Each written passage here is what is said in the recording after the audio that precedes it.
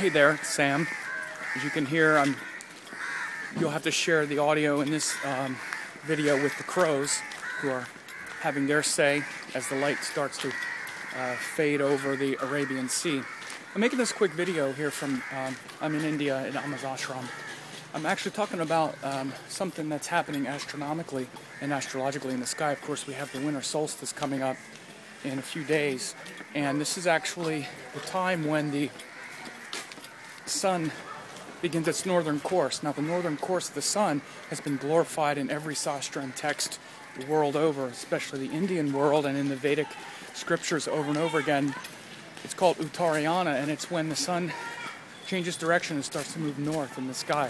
In the West, we celebrate this winter solstice celebration is actually the real reason why we have Christmas, if anyone thinks sensibly about it. It's literally the return of the light in the sky, and the winter solstice is actually the darkest day of the year, but it's also the day that the sun changes direction and moves north. So in Indian tradition, this was called Makar Sankranti, which is when the sun, literally, when the sun goes into Capricorn. That's what it means. And back when the two zodiacs lined up, Makar Sankranti was also celebrated on the winter solstice.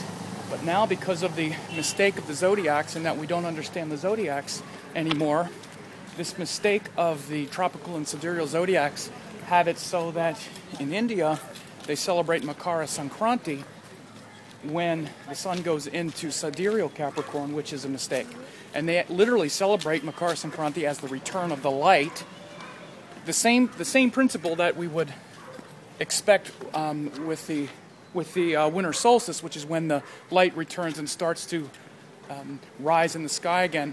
However, now Makar Sankranti in Indian culture happens on like January 14th, because that's when the sun goes into sidereal Capricorn, when Makar Sankranti is supposed to be celebrated when the sun goes into tropical Capricorn, which is the first day of winter, the winter solstice, and about 4 days before what we call Christmas. And Christmas is a celebration of the return of the light as well.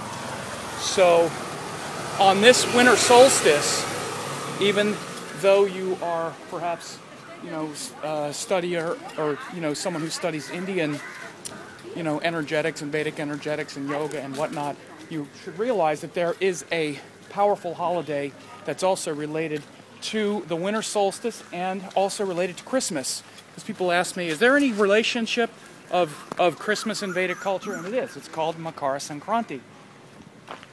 But this also assumes that you understand that Christmas is literally...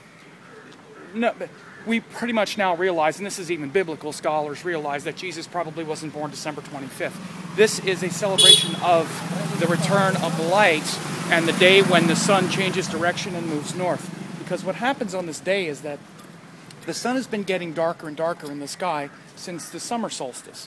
And in fact, even on December 21st, it's the darkest day.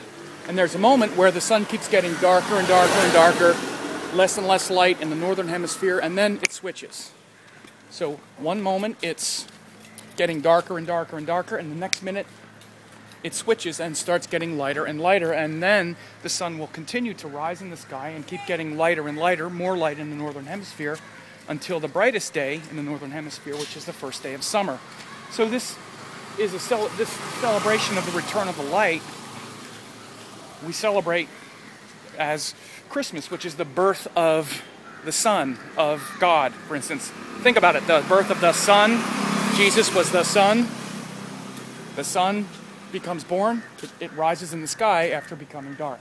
So on this winter solstice, realize that it directly correlates to an Indian holiday called Makar Sankranti, and it's time for us to actually return to an understanding of zodiacs, where we know that, where we know what Makar Sankranti is, where we understand that we don't do any service to these ancient teachings if we fail to learn simple things like the zodiac and what it actually means. Because even in India now, they repeat this mistake of the zodiacs where they celebrate Makar Sankranti on January 14th as if it's the return of the light.